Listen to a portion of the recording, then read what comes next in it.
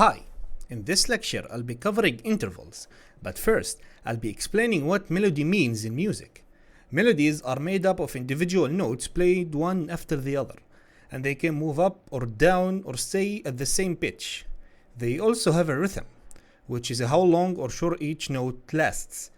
These notes are usually chosen from a scale, which gives the melody a certain feeling or mood. And it's the opposite of harmony, where notes are played at the same time. Harmony will be covered in the next part of the course. Melody can be produced by the human voice or by musical instruments. Some instruments are made to play only melodically and can play more than one note at a time. The flute is a good example of that.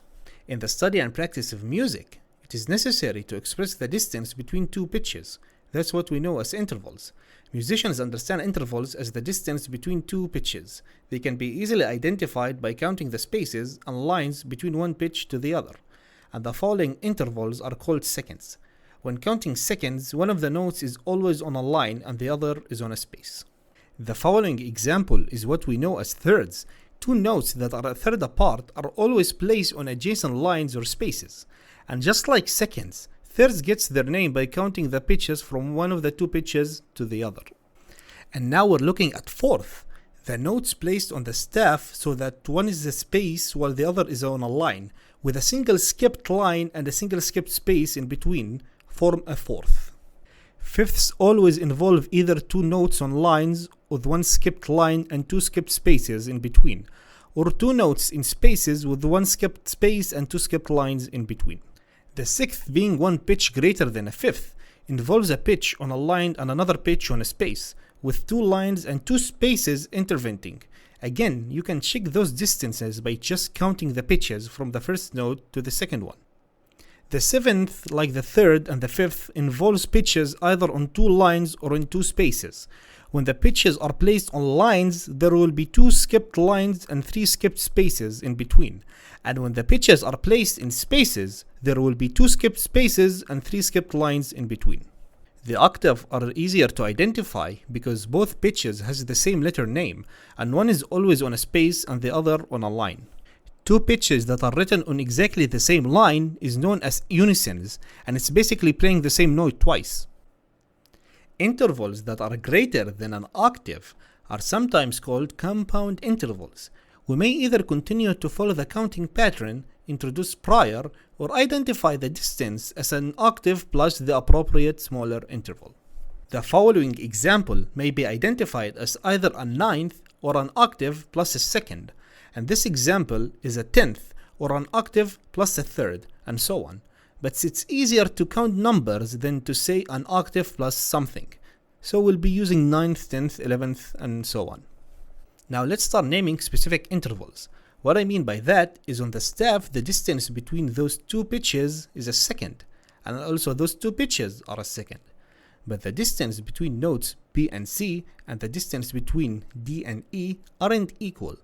Although they are one space or line apart, the distance between B and C is a half step, and the distance between D and E is a whole step. Those smaller distances are what's known as minor seconds, and the larger distances are called a major second. And they may be written as small letter m with a 2 for minor seconds, and big letter M with a 2 for major seconds. And here's the distance between all the pitches on the staff in both the bass and triple clef. And this logic goes on for all the other intervals. Let's look at thirds. Again, the smaller distances are named minor thirds or small letter M3 for short, and the larger distances are called major third or big letter M3 for short. And here's the distance between pitches on the staff in both the bass and triple clef. Now let's look at fourths. When you notate pairing pitches that are a fourth away, you'll discover that they're all the same distance away from each other, except the distance between F and B. This fourth is a semitone larger than the rest, and since fourths are called perfect fourths or P4 for short, when you raise it by semitone, it's called augmented fourth or A4 for short. The augmented interval serves the same purpose as the major interval, just have a different name, and here are all the fourths on the staff. Now let's look at the fifth. Just like the fourth, you'll find that all the combinations create a fifth, except the distance between B and F.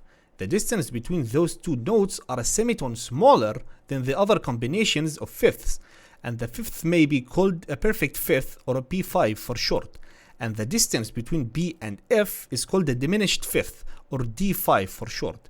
The diminished interval is exactly like the minor interval with a different name. And here are all the fifths on the staff. Now let's look at the sixth. Just like the seconds and thirds, the smaller intervals are called minor sixth or small letter M6 for short, and the larger intervals are called major sixth or big letter M6 for short. And here are all the sixths on the staff. And the seventh, just like seconds, thirds, and sixths, the smaller intervals are called minor seventh or small letter M7 for short, and the larger seventh are called major seventh or big letter M7 for short. And here are all the sevenths on the staff. And we get to the unisons and octaves. All the combinations of the unisons and octaves are the same size in every case, so they may be called perfect, just like the fourth and fifth. And the unison may be called P1 for short, and the octave may be called P8 for short. And now let's name the intervals with accidentals. When intervals appear with accidentals attached to either pitch, the naming procedure becomes a two-step process. The first step is to name the basic interval by counting the pitches. The second step then accounts for the effect of the accidental. Here's an example. Let's look at the distance between C and E. After counting the pitches, you'll discover that they are a major third apart. But if you add a flat next to the note E, the distance becomes a minor third because the flat lowers the pitch by one semitone. So you get a semitone less in the distance between C and E flat, so it's reduced from a major third to a minor third. Another example is the distance between F sharp and B. If you ignore the accidental, you have an augmented fourth interval. But once you add the sharp to the F, it raises the pitch by one semitone, which decreased the distance between F sharp and B, and you'll get a perfect fourth instead. You may also encounter accidentals on both pitches. The approach is still the same, but then you get a three-step process instead. Let's look at C sharp and E flat. First of all, you check the distance ignoring the accidentals. You get a major third. Then you add in one of the accidentals and check again. Let's start with adding the sharp to the C. The sharp raises the pitch by one semitone, so you get a smaller distance and becomes a minor third. And let's add the flat to the E. The flat reduces the pitch by a semitone, thus making the distance even smaller, and you end up with a diminished third.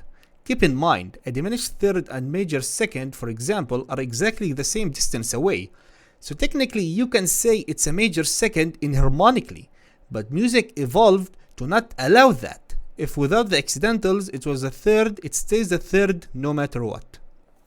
Let's look at one more example. Let's look at C flat and the F sharp. As always, you ignore the accidentals, you get a perfect fourth. Then add the flat to the C and you end up with an augmented fourth. And afterwards, you add a sharp to the F and you end up with what we call double augmented fourth, because it expanded further from an augmented fourth. Same logic goes for diminished intervals. If you lower it with a semitone, you get a doubly diminished interval. To summarize, seconds, thirds, sixths, and seventh may be major, minor, augmented, or diminished. And the unisons, fourths, fifths, and octaves may be perfect, diminished, and augmented. Intervals a semitone larger than an augmented are doubly augmented. Intervals a semitone smaller than a diminished are doubly diminished. And here's a table for how many semitones to create each different interval. And that's the end of this lecture. Exercises are available. Enjoy solving them and see you in the next lecture.